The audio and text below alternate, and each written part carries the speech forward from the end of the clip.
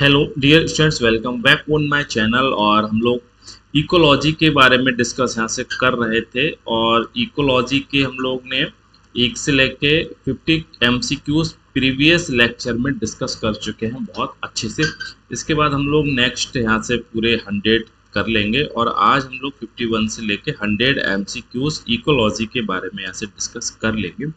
और चलिए हम लोग शुरुआत करते हैं और यहाँ से देखते हैं पहला एमसीक्यूज, यानी 51 एमसीक्यू से स्टार्ट करेंगे। और 51 एमसीक्यूज हमारा कह रहा है which of the following is characteristics of a temperate deciduous forest, यानी निम्नलिखित में से कौन सा समशीतोष्ण पर्णपाती वन का एक विशेषता होती है। और एग्जाम में कई बार पूछा भी गया है। तो जो होगी इनकी लीव्स कैसे होंगे, शेडिंग सीजनली, यानी इन वनों की पत्तियां सीजन में गिर जाती हैं हमारा। ठीक है, ये कौन से वनों की विशेषता है, ये है हमारे टेम्परेट डेसिडुअस फॉरेस्ट की विशेषता है। इसके बाद में नेक्स्ट है N52 है। 52 में पूछा गया है what is the primary environmental concern related to the use of the pesticide in agriculture, यानी कृषि में कीटनाशकों के उपयोग से संबंधित प्राथमिक पर्यावरणीय चिंता क्या है। ठीक है, तो जो इनकी कीटनाशक कृषि में यूज कर रहे हैं तो उनकी जो प्राथमिक चिंता है कंटामिनेशन ऑफ द वाटर होगा, harm to non targeted organism. ठीक है, यानी जो नॉन टारगेटेड ऑर्गेनिज्म है उनको भी हानि पहुंचेगी और वाटर भी प्रदूषित होगा अगर एग्रीकल्चर में पेस्टिसाइड का यूज करेंगे। इसके बाद में नेक्स्ट है 53 है the process by which water is absorbed by plant roots and then evaporate from their leaves, यानी उस प्रक्रिया से पौधों की जड़ों द्वारा पानी अवशोषित किया जाता है और फिर उनकी पत्तियों से वाष्पित हो जाता है। उसे क्या कहते हैं, इसको हम लोग क्या कहते हैं, इसको ट्रांसपिरेशन कहते हैं, वाष्प उत्सर्जन के नाम से जानते हैं। ठीक है, सी ऑप्शन बिल्कुल ठीक होगा। इसके बाद में नेक्स्ट है इसमें 54 है और 54 में कहा गया है which of the following is a green house gas, इनमें से कौन सी है जो ग्रीन हाउस गैस है। तो इसमें है, ठीक है, ग्रीन हाउस गैस है वो हमारा क्या है, नाइट्रस ऑक्साइड है हमारा। ठीक है, 4 प्रकार की गैस हमेशा याद रखो आपको। मैथेन आपको याद रखना का, CO2 यहाँ से याद रखना है। ठीक है, सल्फर के ऑक्साइड यहाँ से याद रखने का है और हमारा क्या है, नाइट्रोजन के ऑक्साइड यहाँ से याद रखना है। ठीक है, तो ये ग्रीन हाउस गैसेस हैं जो एटमॉस्फेयर के टेम्परेचर को बढ़ाती हैं। इसके बाद में नेक्स्ट है the variety of the genes within a species is known as, यानी एक प्रजाति के भीतर जीन की विविधता को क्या कहा जाता है, उसको जेनेटिक डाइवर्सिटी कहा जाता है इसको। इसके बाद में नेक्स्ट है 56 है, पूछा है इसमें what is the primary impact of the ocean acidification, यानी महासागर में अम्लीकरण का प्राथमिक प्रभाव क्या होगा। तो इसमें जो प्राथमिक प्रभाव होगा एसिडिफिकेशन का, ठीक है, महासागर में वो है हमारा क्या है, dissolution of the shells and skeletons of the marine organism. B option इसका ठीक होगा। इसके बाद में नेक्स्ट है 57 है। 57 के बारे में पूछा है which of the following is a producer in a aquatic system. Aquatic system की बात की तो एक्वाटिक सिस्टम में कौन ठीक है, पारिस्थितिक तंत्र में एक उत्पादक है। तो इनमें से जो उत्पादक है एक्वाटिक सिस्टम में वो है हमारे कौन, एल्गी।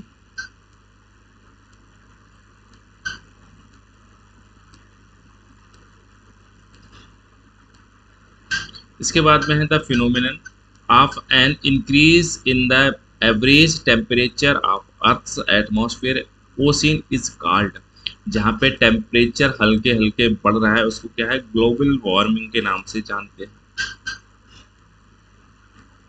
इसके बाद में नेक्स्ट है इसमें 59 व्हाट इज द मेन, ठीक है, threats to coral reefs globally, यानी विश्व स्तर पर प्रवाल भित्तियों के लिए मुख्य खतरा क्या है। ठीक है, तो मुख्य इनका खतरा है क्लाइमेट चेंज हो रहा है और ओशियन एसिडिफिकेशन हो रहा है। इसके बाद में नेक्स्ट है 60 है। 60 में पूछा गया है which of the following describe the flow of energy is an ecosystem, यानी निम्नलिखित में से कौन एक पारिस्थितिक तंत्र में ऊर्जा प्रवाह का वर्णन करता है। तो ऊर्जा प्रवाह का जो वर्णन करता है यूनिडायरेक्शनल फ्लो, ऊर्जा के बारे में बताता है। ये जो यूनिडायरेक्शनल फ्लो है ये हमारे लैंडमैन साहब ने दिया था। ठीक है, रेमंड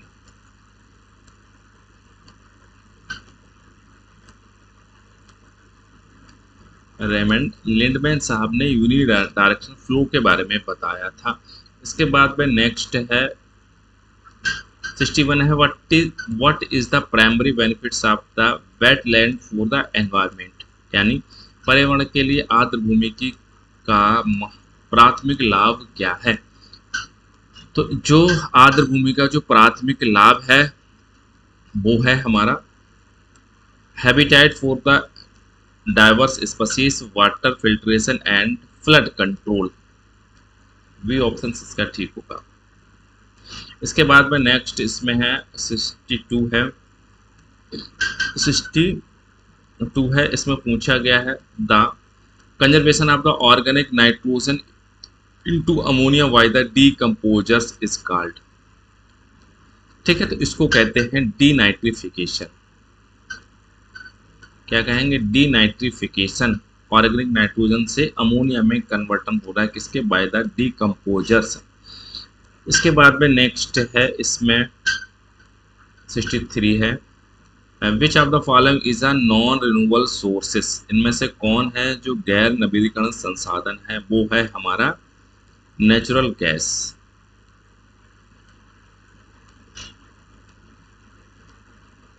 इसके बाद में नेक्स्ट है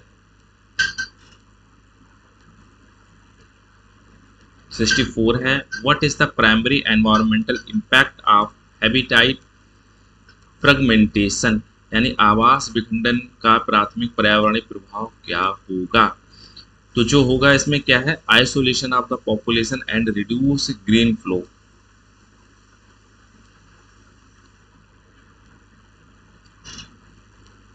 इसके बाद में 65 है। 65 में पूछा है the zone of an aquatic system where light does not penetrate is called, ऐसा एक जलीय पारिस्थितिक तंत्र का वह क्षेत्र जहां प्रकाश प्रवेश नहीं करता उसको क्या कहते हैं? उसको कहते हैं आफोटिक जोन। सी ऑप्शन बिल्कुल ठीक होगा।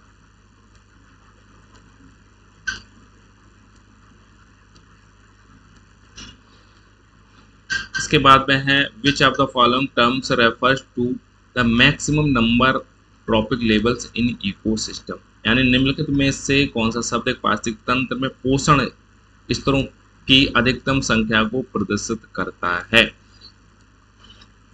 ठीक है, वो है हमारा फूड चेन लेंथ।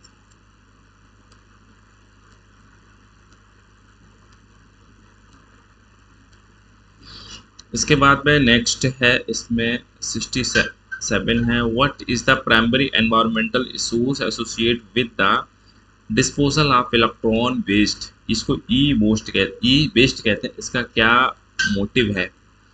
ठीक है, तो ये leaching of the toxic chemical into the environment.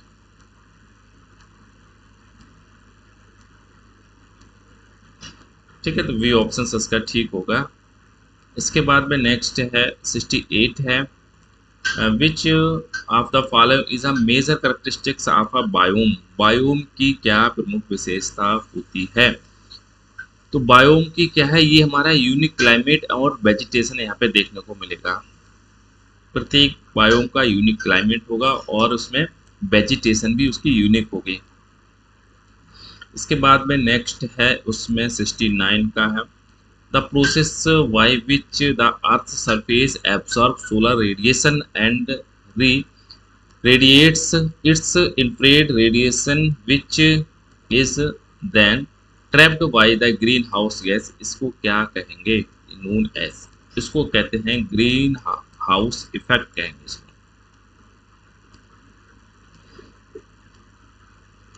इसके बाद में नेक्स्ट है इसमें विच of the following factors limits primary productivity in aquatic systems. ठीक है, यानी निम्नलिखित में से कौन सा कारक जलीय पारिस्थितिकी प्रणालियों में प्राथमिक उत्पाद को सीमित करता है। ठीक है, जो है वो हमारा क्या है, लाइट और न्यूट्रिएंट अवेलेबिलिटी। अगर लाइट और न्यूट्रिएंट अवेलेबिलिटी में थोड़ा सा फ्लक्चुएशन होगा तो प्रोडक्टिविटी भी उसमें फ्लक्चुएट होगी। इसके बाद में नेक्स्ट है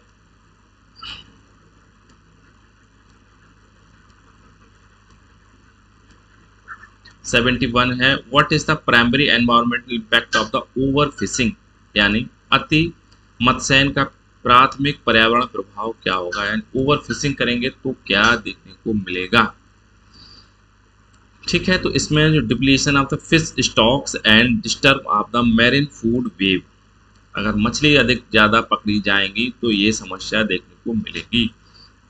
इसके बाद में 72 है 72 the study of the interaction between the organism and their environment. इसको क्या कहेंगे, इसको इकोलॉजी कहेंगे। ऑर्गेनिज्म और एनवायरनमेंट के बीच में जो इंटरेक्शन होता है उसको इकोलॉजी कहेंगे।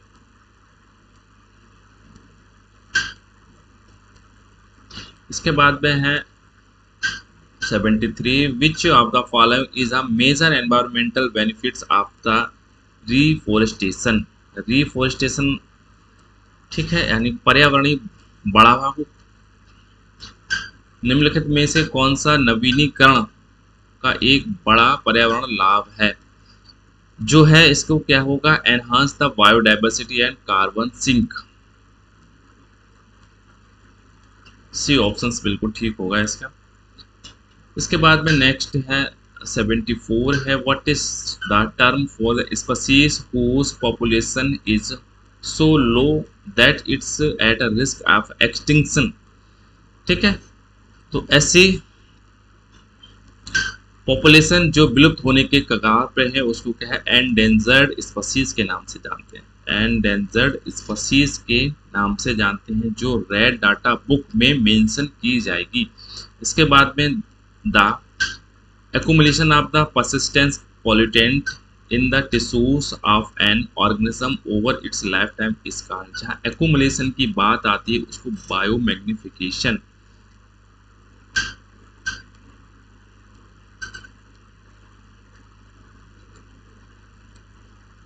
ठीक है, इसको क्या है, accumulation of the persistent pollutant in the tissues organism over the lifetime, इसको कहेंगे बायो एक्यूमुलेशन कहेंगे।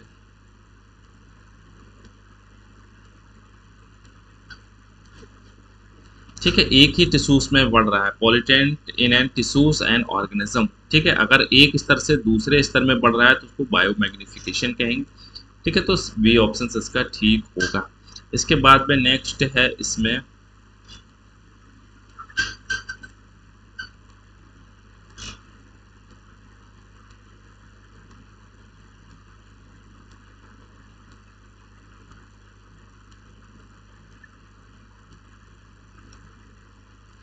पूछा है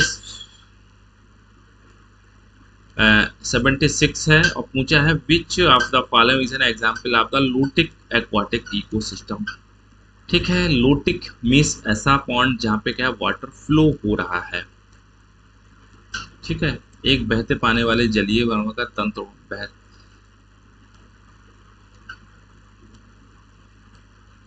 ठीक है, तो इसमें कौन हो जाएगा, हमारा रिवर हो जाएगी। सी ऑप्शंस ठीक है इसका। ठीक है, इसके बाद में नेक्स्ट है 77 है what is a primary cause of the desertification, यानी मरुस्थलीकरण का प्राथमिक कारण क्या है। तो क्या है, ओवर ग्रेजिंग, द डिफोरेस्टेशन होगा और अनसस्टेनेबल एग्रीकल्चर है वहां पे। ठीक है, तो बी ऑप्शन इसका ठीक होगा। इसके बाद में नेक्स्ट है इसमें the break down of the dead organism matter by the decomposers to release nutrients back into the ecosystem, इसको क्या कहेंगे? इसको हम लोग डीकम्पोजिशन कहेंगे। इसको डीकम्पोजिशन कहेंगे। इसके बाद में 79 है, और 79 में पूछा है which of the following is a significant source of the mercury pollutions. ठीक है, निम्नलिखित में से कौन सा पारा प्रदूषण का एक महत्वपूर्ण सोर्स है? तो पारा प्रदूषण आपको कहाँ देखने को मिलेगा? Coal fired power plants and, ठीक है, आर्टिसल गोल्ड माइंस, ठीक है, आर्टिसनल गोल्ड माइन से देखने को मिलेगा, और आपके कोल फायर्ड, ठीक है, जहाँ पर कोयला खदान वगैरह होता है, तो वहां पे आपको मरकरी देखने को मिलेगी। इसके बाद में नेक्स्ट है 80 है, और 80 में हमारा पूछा गया है हमारा, ठीक है, what is the tragedy of the commons. ठीक है, इंपॉर्टेंट है, a situation where the individual acts in their own self interest leading to depletion of the shared resources. ये ऑप्शन इसका ठीक होगा इसका। ठीक है, इसके बाद में नेक्स्ट है 81 है, the average weather condition in an area over a long period is called. ठीक है, यानी एक लंबे समय तक किसी क्षेत्र में औसत मौसम की स्थिति को क्या कहते हैं? उसको कहते हैं क्लाइमेट।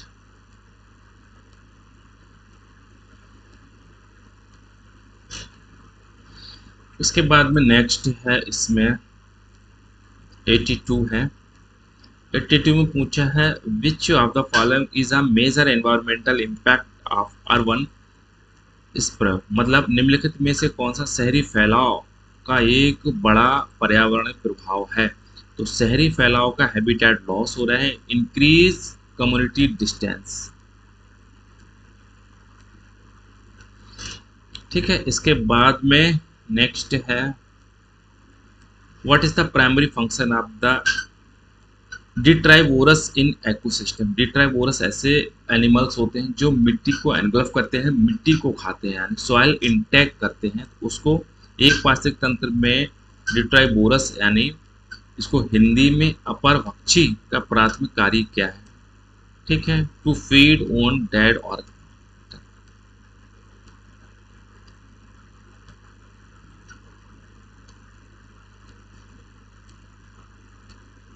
ठीक है, इसके बाद में नेक्स्ट है इसमें the process of rapid growth of phytoplanktons due to the excessive nutrient availability often leading to oxygen depletion. तो इसको क्या कहेंगे? इसको यूट्रोफिकेशन के नाम से जानते हैं। इसके बाद में नेक्स्ट है इसमें 85 है। 85 है which of the following is an example of the ecosystem service. इनमें से कौन सा है जो इकोसिस्टम सर्विस का एक हमारा एग्जांपल्स है? तो पॉलिनेशन ऑफ द क्रॉप्स, निम्नलिखित में से पारिस्थितिक तंत्र सेवा का एक उदाहरण है, तो पॉलिनेशन ऑफ द क्रॉप्स। ठीक है, बी ठीक होगा। इसके बाद में 86 है what is the primary purpose of the protected area and national parks, यानी संरक्षित क्षेत्रों और राष्ट्रीय उद्यानों को प्राथमिक उद्देश्य क्या है? इनका उद्देश्य है to converse biodiversity and natural heritage को कवर करना। इसके बाद में है नेक्स्ट है इसमें the total amount of the solar energy convert into the chemical energy by producer in an ecosystem is called. ठीक है, तो इसको कहते हैं gross primary productivity. Total energy पूछा है ना, total amount of the solar energy. Solar energy का टोटल अमाउंट जो एनर्जी प्लांट ले रहे हैं उसको तुरंत केमिकल में कन्वर्ट कर देते हैं बाय प्रोड्यूसर, उसको ग्रॉस प्राइमरी प्रोडक्टिविटी कहेंगे। इसके बाद में नेक्स्ट है 88 है which of the following is a major environmental concern associate with the, ठीक है, मीनिंग, यानी निम्नलिखित में से कौन सा खनन से जुड़ा एक पर्यावरणीय चिंता है? जो खनन से जुड़ी हुई पर्यावरण चिंता है, हैबिटेट से डिस्ट्रक्शन हो रहा है, वाटर पॉल्यूशन हो रहा है और सॉइल का इरोजन हो रहा है, मिट्टी का कटान हो रहा है। इसके बाद में नेक्स्ट है 89 है, और 89 में पूछा गया है the variety of ecosystems in a given area is known है। वैरायटी ऑफ द इकोसिस्टम की जो वैरायटी है उसको इकोसिस्टम वैरायटी के ही नाम से इसको क्या जानते हैं। इसके बाद में नेक्स्ट है 90 है, पूछा है what is the primary impact of the invasive species on native ecosystem, यानी देसी पारिस्थितिकी प्रणालियों पर आक्रामक प्रजातियों का प्राथमिक प्रभाव क्या है। तो जो इनका प्राथमिक प्रभाव है वो है competition within native species leading to their decline. इसके बाद में नेक्स्ट है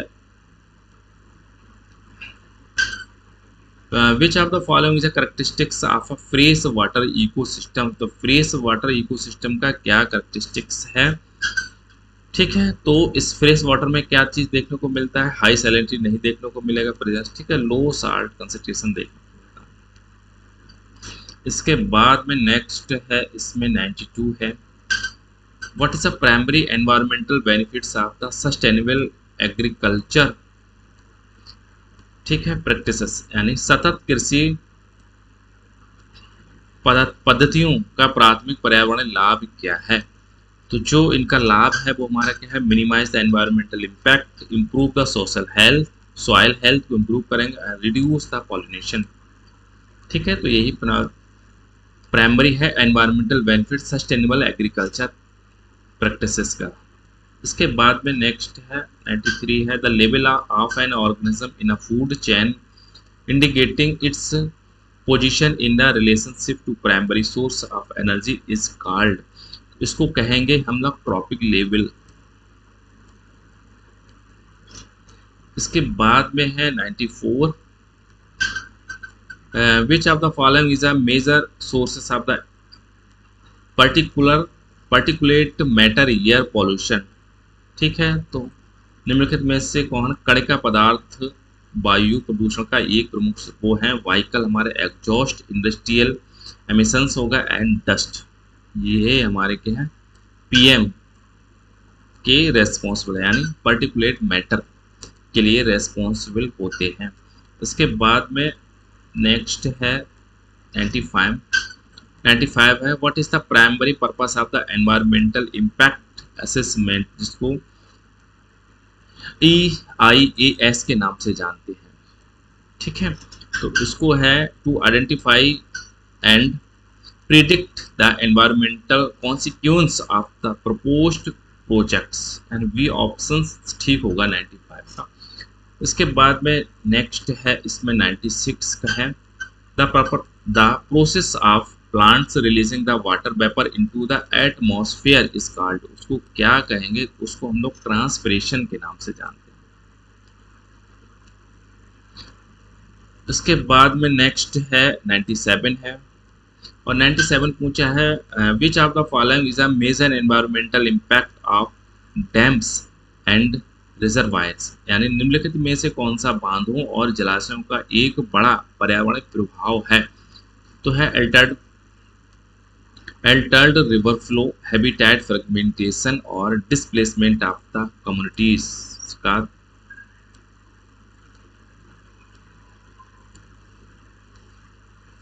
ठीक है। तो ये भी सही होगा इसका। इसके बाद में नेक्स्ट है 98 पूछा है what is the primary goal of environmental education, तो यानी पर्यावरण शिक्षा का प्राथमिक लक्ष्य क्या है। जो लक्ष्य है इसका to increase understand and awareness environmental issues and solution. इसके बाद में नेक्स्ट है 99 है the zone in a lake और ponds where rooted plant can grow is called, ठीक है। एंड एक झील या तालाब का वह क्षेत्र जहां जड़ वाले पौधे उग सकते हैं उसे क्या कहते हैं, उसको कहते हैं लिटोरल जोन,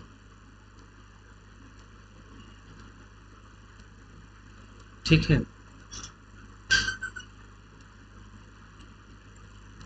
इसके बाद में है next which of the following is a major driver of loss of agriculture land, यानी निम्नलिखित में से कौन सा कृषि भूमि के नुकसान का एक प्रमुख चालक है? तो वो है हमारा, ठीक है, अर्बनाइजेशन हो रहा है, सॉइल डिग्रेडेशन हो रहा है और डिजर्टिफिकेशन देखने को मिल रहा है ना। तो इसका वी ऑप्शंस बिल्कुल ठीक होगा 100 का। तो हम लोगों ने इसमें से 51 से लेके 100 एमसीक्यूज को बहुत सफलतापूर्वक डिस्कस कर लिया है और ये हमारे इकोलॉजी का सेशन था, ठीक है। इकोलॉजी में हम लोगों ने टोटल 100 एमसीक्यूज को डिस्कस यहाँ से कर लिया होगा। मुझे उम्मीद है आपको सेशन पसंद आया होगा। लाइक शेयर और सपोर्ट भी हमको करेंगे। ओवरऑल वॉच करने के लिए थैंक यू।